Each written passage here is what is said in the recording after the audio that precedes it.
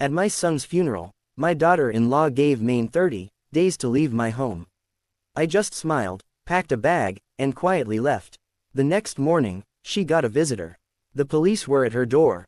The cemetery was silent except for the soft sound of rain falling against black umbrellas. I stood beside my son's casket, unable to believe that the boy I had raised alone was gone forever. People offered quiet condolences before disappearing into waiting cars. My daughter-in-law, Vanessa, accepted every hug with dramatic tears, but each time someone looked away, her expression turned cold. I noticed it, but I said nothing. Grief leaves little energy for arguments. After the funeral, everyone gathered at my house, the same house my late husband and I had purchased 42 years earlier. Every brick carried memories of birthdays, Christmas mornings, and the countless evenings my son spent laughing in the backyard. To me, it was home. To Vanessa, it was real estate. She waited until the last guest left. Then she crossed her arms and looked around the living room. "You have 30 days, she said. I blinked. 30 days for what? To move out. I stared at her, convinced I had misunderstood. "This is my home." "Not anymore," she replied calmly. "Mark is gone. This place should belong to me and the children. You're old. You don't need a house this big." Her parents nodded from the kitchen as if this conversation had already been planned. Her father added, "We'll be moving in next month." I looked from one face to another. No one seemed embarrassed. No one apologized. They had already decided my future without asking me. Vanessa smiled. "If you cooperate, we'll let you take whatever furniture fits in your apartment." Apartment? I had never mentioned moving anywhere. She was already planning my life. For several seconds, the room remained perfectly quiet. Then I smiled. Not because I was happy. Because I suddenly understood exactly who she was. 30 days, I repeated. "That's right, okay." She looked surprised. No argument, no. I slowly walked upstairs. Every photograph along the hallway reminded me of happier years. Mark learning to ride his bicycle. His high school graduation. His wedding day. The day everything began to change. I packed one suitcase. Only clothes. A few family photographs. A small wooden box. And a folder hidden inside the back of my closet. The folder nobody knew existed.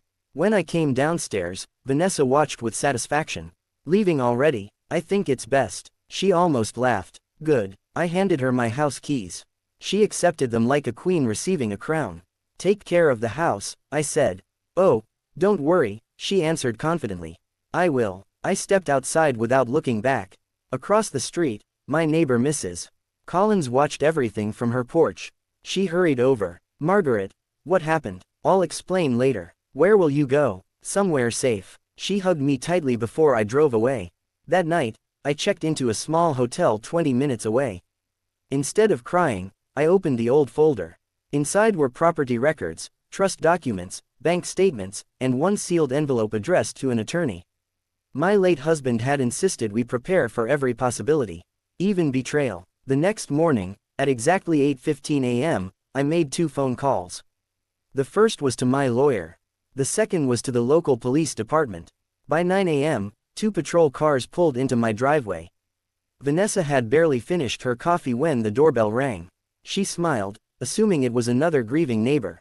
She opened the door. Instead, 2 police officers stood on the porch. "Mrs. Vanessa Carter." "Yes, we need to speak with you regarding a report involving unlawful occupancy and property ownership." Her smile disappeared instantly. "Excuse me." One officer unfolded a file. "Ma'am, according to county records, this property is not yours." Vanessa laughed nervously. "There must be some mistake." The older officer remained calm. "We're here to verify ownership before any illegal transfer of property takes place."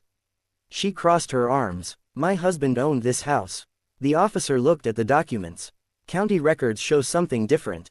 Her father stepped forward. "Who filed this complaint?" "I'm afraid we can't disclose that." Vanessa slammed the door shut. "This is ridiculous." But through the window, she could still see the patrol cars waiting outside. For the first time since the funeral, confidence gave way to panic. She grabbed her phone and called her attorney. No answer. Then she called the bank. No answer. Finally, she called her husband's longtime accountant. He answered immediately. "Vanessa, I was expecting your call. What is happening?" "The police are saying I don't own the house." There was a long silence. "You never did." "What?" "The house has always been owned by the Carter Family Trust." She felt the room spinning. What trust? The trust your father-in-law created years ago. After he passed away, your mother-in-law became the sole trustee. Vanessa froze. That's impossible. It isn't. Her father took the phone. Can she contest it? If the documents are valid, and there isn't much to contest. The call ended. Nobody spoke. Her parents looked at each other in disbelief. Meanwhile, I sat calmly in my lawyer's office. He placed several folders on the table. Margaret, everything is exactly as your husband planned. I nodded. He always believed paperwork speaks louder than arguments. My lawyer smiled. He was right. Inside the folders were decades of records. The deed, the trust agreement, tax payments, renovation receipts, and every legal document proving the home had never belonged to my son personally. It had always belonged to the trust. And I was its legal trustee. What happens now? I asked. We've filed notice that no one may occupy the property without your written permission. I took a slow breath. I don't want revenge. I know. I only want justice. He nodded. Justice is exactly what the law provides. Back at the house, Vanessa received another surprise. A locksmith arrived with court-authorized paperwork. The locks would be changed as soon as the legal notice was finalized. She stared in disbelief. This can't be happening. Her father whispered, maybe we should leave. For the first time, they realized they had underestimated the quiet woman they thought they could push aside. They had mistaken kindness for weakness. They were about to learn the difference. The news spread through the neighborhood before sunset. Neighbors who had watched me care for that home for decades were shocked to learn what had happened after my son's funeral. One by one, they began calling. Not to gossip, to offer support. Mrs. Collins was the first. I knew something wasn't right, she said. If you need me to testify about what I heard that day, I will. I thanked her quietly. Within 2 days, 3 more neighbors contacted my lawyer. Each had either witnessed Vanessa telling me to leave or heard her discussing plans to move her parents into the house before my son's funeral had even taken place. Those statements became part of the case file. Meanwhile, Vanessa's confidence continued to crumble. She hired an attorney, convinced there had to be a loophole. After reviewing every document, he closed the folder. I have to be honest, he said. The trust is valid. The deed is valid. The taxes were paid by the trust. Legally, the house isn't yours. There has to be something. There is. Her face brightened. You can negotiate with your mother-in-law. Vanessa frowned. I already told her to leave. The attorney sighed. Then your options are very limited. A week later, I received a letter. It was from Vanessa, not an apology, a demand. She claimed the children deserved the house and insisted I sign it over to them, to honor my son's memory. My lawyer read the letter and smiled faintly. Would you like to respond? Yes. He waited. I spoke only one sentence. Tell her my son's memory deserves honesty, not greed. That became our official reply. Days later, the court scheduled a preliminary hearing. As I entered the courthouse, Vanessa avoided my eyes. Her parents looked equally uncomfortable. Inside the courtroom, the judge reviewed the trust documents, property records, and witness statements. After nearly an hour, he looked directly at Vanessa. Based on the evidence presented, there is no legal basis for claiming ownership of this property. The room fell silent. The current trustee remains the lawful owner. Any attempt to remove her from the residence without legal authority was improper. Vanessa lowered her head. For the first time since my son's funeral, no excuses came. Only silence. Outside the courthouse, reporters gathered after hearing about the unusual family dispute. I declined every interview. I had never wanted attention. I only wanted the truth. As I walked to my car, my lawyer smiled. This isn't over yet, he said. I looked at him. What do you mean? He handed me another envelope. There's one more document your husband asked me to deliver, but only if something like this ever happened. I stared at the envelope, my heart pounding. I hadn't seen his handwriting in years. Slowly, I opened it. My hands trembled as I unfolded the letter. It was written in my husband's familiar handwriting. Every word brought him back to life for just a moment. My dearest Margaret, if you're reading this, it means I'm no longer here, and someone has mistaken your kindness for weakness. I know you. You'll try to forgive everyone, even those who don't deserve it. But I need you to remember one thing. Protect yourself. Protect our home. And never let guilt force you into surrendering what we spent a lifetime building. Tears filled my eyes. My lawyer quietly left the room to give me a moment alone. The letter continued. I love our son with all my heart. But if he ever allowed anyone to mistreat you, I trusted you to stand your ground. The Carter family trust was created for one reason, to make sure you would always have a safe place to live. No matter what happened, I pressed the letter against my chest. For the first time since my son's funeral, I felt something stronger than grief. I felt peace. A few days later, the court issued its temporary order. Vanessa and her parents were instructed to leave the property within 7 days. They could take only their personal belongings. Everything else remained with the trust. When the movers arrived, neighbors quietly watched from their porches. No one celebrated. No one mocked them. It was simply the consequence of their own choices. Vanessa walked out carrying a single suitcase. Before getting into her car, she turned toward me. "You planned this." I shook my head. "No, you wanted to humiliate me. I wanted to keep my home." She had no answer. Her parents loaded the final boxes into a rental truck. The driveway slowly emptied. When the last vehicle disappeared around the corner, silence returned. I unlocked the front door. The house smelled exactly as it always had. I walked through each room, touching the walls, remembering birthdays, family dinners, and the laughter that once filled every corner. The house hadn't changed, only the people inside it had. That evening, I lit a candle beneath my son's photograph. "I wish things had been different," I whispered. "I still love you." Outside, the sun began to set over the backyard he had played in as a little boy. For the first time in weeks, I wasn't thinking about court, lawyers, or betrayal. I was simply home, but I had no idea that the next knock on my front door would reveal a secret my son had kept from me for years. 3 days after I returned home, the doorbell rang just after breakfast. I expected another neighbor. Instead, a young woman stood on my porch holding a small folder. She looked nervous. "Mrs. Carter." "Yes, my name is Emily. I worked with your son for nearly 8 years. I invited her inside." She sat at the kitchen table, staring at the family photos on the wall. "I've wanted to visit since the funeral," she said softly. "But I wasn't sure if I should." "What is it, dear?" She slid the folder across the table. "Mark asked me to give you this if anything ever happened to him." My heart skipped a beat. Inside were handwritten notes, copies of emails, and a flash drive. Emily explained that my son had been quietly documenting serious financial problems during the last year of his life. He was worried, she said. He discovered money disappearing from their joint accounts. Did he know where it went? She nodded. He believed someone was taking advantage of him, but he wanted proof before making accusations. As I read through the papers, I recognized my son's handwriting. He had recorded unexplained withdrawals, credit card charges, and transfers he didn't remember authorizing. He planned to meet with a forensic accountant, Emily continued. The appointment was scheduled for the week after. She couldn't finish the sentence. I understood. He never got the chance. That afternoon, my lawyer reviewed every document. He looked up with a serious expression. "This could explain a lot." "What do you mean?" "If these records are accurate, your son may have been the victim of financial misconduct." He carefully placed the papers back into the folder. "We won't jump to conclusions, but we will have everything examined professionally." For the first time, I realized the fight had never been only about the house. There were still unanswered questions about my son's final months. Questions someone clearly hoped would never be asked. As I looked out the window, I saw a familiar car slowing in front of my house. It was Vanessa. She didn't get out. She simply stared at the house for several seconds before driving away. I had the uneasy feeling she knew something had changed. And she was right. The truth was finally beginning to surface. The following Monday, my lawyer arranged a meeting with a forensic accountant. For hours, we reviewed bank statements, tax records, and credit card transactions. Most of the spending was ordinary. Then one pattern stood out. Large transfers had been made to accounts my son did not normally use. Each transfer was authorized electronically.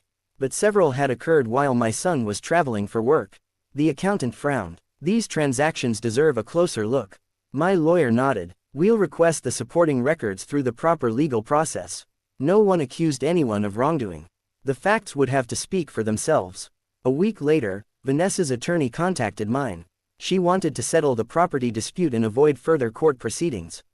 I agreed to meet. We sat across from each other in a quiet conference room. Vanessa looked exhausted. The confidence she had shown at the funeral was gone. After a long silence, she finally spoke. "I shouldn't have told you to leave." I listened without interrupting. I was angry and scared. "You still tried to force me out of my own Home. She lowered her eyes. I know. I buried my son that morning, I said quietly. By evening, I had lost my home too, at least, that's what you wanted. Tears formed in her eyes. I can't change what I did. No, I replied, but you can choose what you do next. She nodded slowly. I'll cooperate with everything. Over the next several weeks, the financial review continued. Some transactions had reasonable explanations. Others required additional documentation. Rather than assuming the worst, investigators focused on verifying the records. The process was slow, but thorough. Meanwhile, I spent my days restoring the house. I replanted my late husband's rose garden. I repaired the old porch swing my son had loved as a child. For the first time in months, the house felt peaceful again. One afternoon, my 2 grandchildren arrived with a social worker for a scheduled visit. They ran into my arms. "Grandma, are you really back home?" "I am. Can we come again?" I smiled through tears. "This will always be your home too." The adults had made painful mistakes. The children didn't deserve to carry that burden. As they laughed in the backyard, I looked up at the sky. Justice had protected my home. Forgiveness was beginning to heal my heart. And I knew my son would have wanted at least that much. The months that followed were quieter, but they were far from ordinary. The investigation into my son's finances continued in the background. Every few weeks, my lawyer called with another update. Some questions had been answered. Others still remained. I refused to let uncertainty consume my life. Instead, I focused on the people who still needed me. Every Saturday, my grandchildren visited. We baked cookies, planted flowers, and shared stories about their father. At first, they barely smiled. By the end of the summer, laughter filled the backyard again. That sound meant more to me than any court victory. One afternoon, there was another knock at the door. When I opened it, Vanessa stood on the porch alone. She looked different. There was no anger in her face. Only regret. "I know you don't owe me anything," she said quietly, "but may I come in?" After a long pause, I stepped aside. We sat in the living room where everything had begun months earlier. She looked around the house. "I was so focused on what I thought I deserved that I forgot what this home meant to you." I remained silent. She continued, "I also forgot what it meant to Mark." Tears rolled down her cheeks. "He loved this house because it reminded him of his parents." She reached into her purse and placed a small velvet box on the coffee table. Inside was my husband's wedding ring. I found it in one of Mark's desk drawers after I moved out. I should have returned it sooner. I carefully picked it up. For a moment, I couldn't speak. "Thank you," I whispered. "I'm sorry," she replied. This time, the apology sounded genuine. A few weeks later, the financial review reached its conclusion. The experts found no evidence that my son had intentionally hidden money or transferred ownership of the house. Several unusual transactions were traced to poor financial management and undocumented family expenses rather than a deliberate scheme. The remaining issues were resolved through the legal process. The uncertainty that had haunted our family finally came to an end. On the first anniversary of my son's passing, our family gathered at the cemetery. There were no arguments, no lawyers, no police, only flowers, quiet prayers, and memories. As we stood together, I realized something important. Justice had protected my home. Time had begun to heal our family. Not completely. Some wounds leave scars forever. But scars remind us that we survived. Before leaving, I placed my hand on my son's headstone. "I kept my promise," I whispered. "I protected our home." A gentle breeze moved through the trees as if carrying away the weight I'd carried for so long. For the first time since the funeral, I drove home feeling not just safe, but at peace. Life slowly settled into a new routine. The court case was over. The trust remained intact. The house was finally quiet again. Yet every morning, I still expected to hear my son's footsteps coming down the hallway. Grief doesn't disappear when the paperwork ends. It simply becomes easier to carry. I kept his favorite coffee mug on the kitchen shelf. Not because I couldn't let go. Because remembering him brought me comfort. One afternoon, my lawyer stopped by with a thick envelope. "I think you'll want to read this." Inside was my son's final estate report. Along with it was a handwritten note he had written several months before his death. It wasn't addressed to a lawyer. It was addressed to me. "Mom, if you're reading this, something happened that I couldn't prevent. I know you've spent your whole life putting everyone else first. Please don't do that this time. Stay in the house. It's more than a building. It's where Dad taught me to throw a baseball, where you stayed awake with me when I was sick, and where every Christmas morning began. Promise me you'll never leave because someone makes you feel unwanted. You belong there. By the time I finished reading, tears covered the page. My lawyer quietly waited. I don't think he ever stopped loving you, he said. I know, I replied. He just lost his way. As autumn arrived, I decided to host a family dinner. Not to erase the past. Not to pretend nothing had happened. But to give everyone a chance to start again. Vanessa came with the children. She looked nervous. When dinner ended, she stood and faced me. I can't undo what I did after the funeral, she said. I'll regret it for the rest of my life. I nodded. No one can change yesterday. She looked down. But we can choose tomorrow. For the first time in nearly a year, I hugged her. It didn't erase the pain. It simply marked the beginning of forgiveness. That evening, after everyone left, I walked onto the back porch. The house was peaceful. The roses were blooming again. Children's laughter still echoed in my mind. I looked at the stars and smiled. The home had survived. The family, though imperfect, had survived too. And I finally understood something my husband used to say. A house is built with wood and stone. A home is rebuilt with truth, patience, and love. I whispered, we made it. Then I turned off the porch light, locked the front door, and went to bed, not with fear, but with gratitude for the future that still lay ahead. The weeks after our family dinner brought a peace I hadn't expected. Every Sunday, my grandchildren visited after church. We cooked together, played board games, and spent hours looking through old family photo albums. They asked questions about their father as a little boy, how he learned to ride a bike, why he loved fishing, and how he once tried to build a treehouse that collapsed before sunset. For the first time since his funeral, those memories brought smiles instead of tears. One afternoon, my grandson found an old wooden box in the attic. Grandma, what's this? I smiled. Your grandfather made that with your father when he was 12.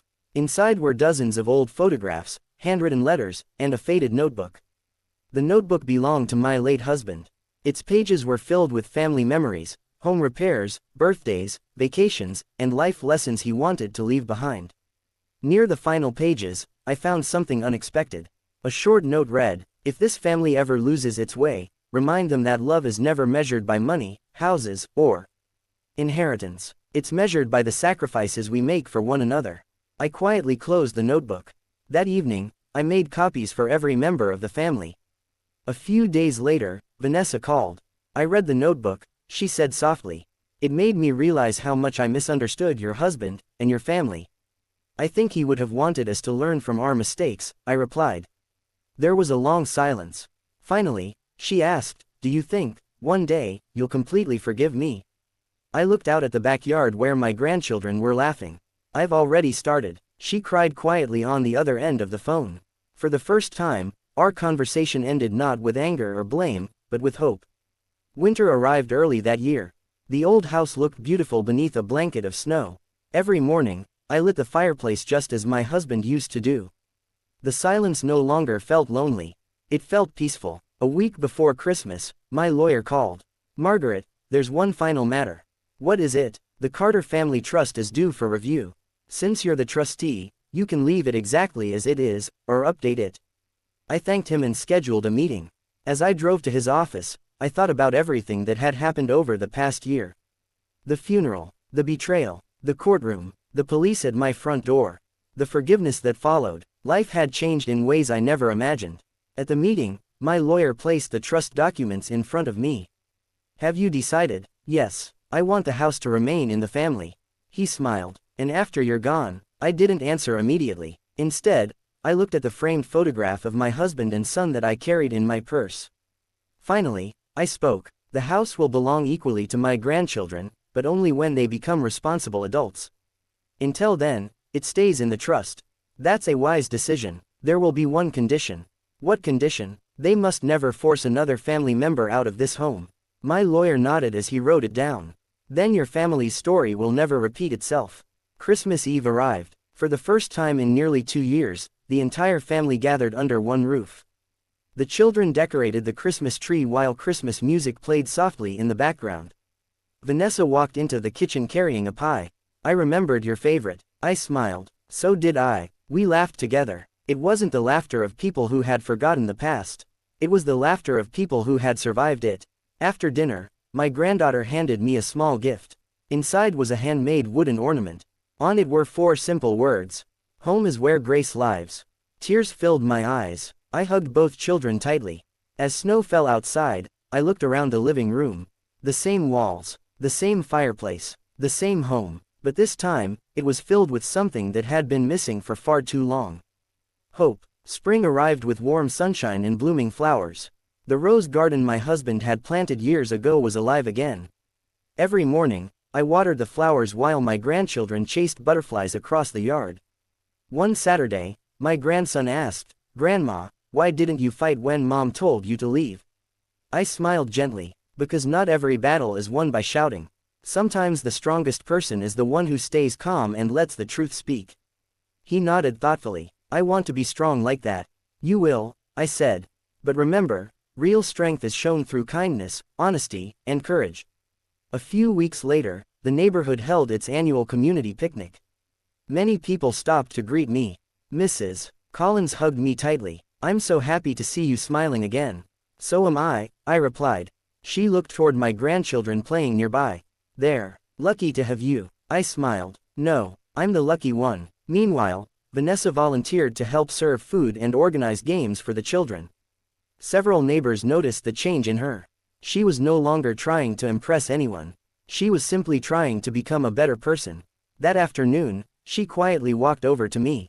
"I know trust isn't rebuilt overnight." "No," I answered. "It takes time. I'm willing to wait." I looked at her for a moment before nodding. That's how healing begins. As the sun began to set, the children gathered around the old oak tree in my backyard. They asked me to tell them a story about their grandfather. I smiled and began. I told them how he worked 2 jobs to buy our first home. How he never missed a school play. How he believed a family's greatest inheritance wasn't money, it was love, honesty, and respect. The children listened without saying a word. When I finished, my granddaughter whispered, "I wish I could have known him." "You do," I replied. "Every time you choose kindness, a part of him lives on." That night, after everyone went home, I stood alone on the front porch. The house was quiet. The stars filled the sky. I looked at the porch light glowing warmly and smiled. A year earlier, I had walked away from this home with 1 suitcase and a broken heart. Now I stood on the same porch surrounded by peace, family, and hope. Life had come full circle. And I knew, deep in my heart, that my husband and son would always be part of this home, not through the walls, but through the love they left behind. Summer arrived with bright mornings and long evenings. One afternoon, I was sorting through old boxes in the attic when I found a dusty envelope tucked behind a wooden beam. Across the front, in my husband's handwriting, were the words, "Open only when you're finally at peace." I smiled. "I think it's time." Inside was a letter and an old black and white photograph of the day we bought our house. We looked so young, so hopeful. The letter read, "My dear Margaret, if you've opened this, then you've survived whatever life placed in your path. Remember something I always believed. A family isn't defined by its worst day. It's defined by what it chooses to become afterward. If forgiveness is possible, give it. If trust must be earned, let it be earned. But never confuse forgiveness with surrender. Protect your peace, because you've spent a lifetime earning it. I love you, always." I folded the letter carefully and placed it beside our wedding photo.